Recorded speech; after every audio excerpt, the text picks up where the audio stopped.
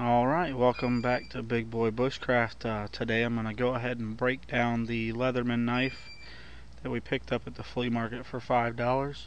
And just clean it up. It's got some grime in there. It's kind of nasty when you're trying to put it in your pocket and use it.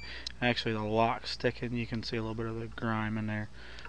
So just going to break it down, clean it all out, and put it back together and try to make it good as new. First time tearing it down, so bear with me.